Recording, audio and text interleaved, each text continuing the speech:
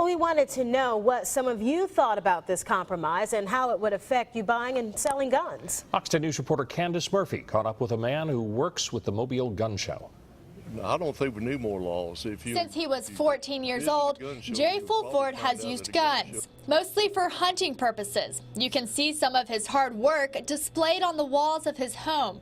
Right now, Fulford keeps his guns locked away, but one day he plans to sell them, possibly at a gun show, something that may be illegal in the near future. I do not agree with individuals having to go through a licensed gun dealer.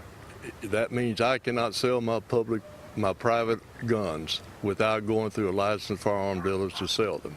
Fulford works with the Mobile Gun Show and says most of the dealers are licensed and are therefore already required to run background checks. If a buyer wants to purchase a gun, Fulford says they must fill out a federal firearms license form. The seller then phones the NICS with the buyer's information and waits for clearance. Some of the customers are rejected from purchasing guns. But that won't happen if you're buying from a private seller. They're not currently required to run background checks. There are a few individuals who are private sellers selling their own private guns and private collections. If this law passes, they will not be able to go to gun shows and sell their own private guns.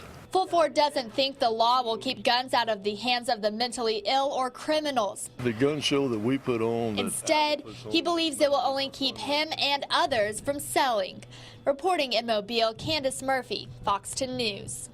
If this compromise becomes law, the sale of firearms would have to be channeled through licensed dealers who would have to keep records of those transactions.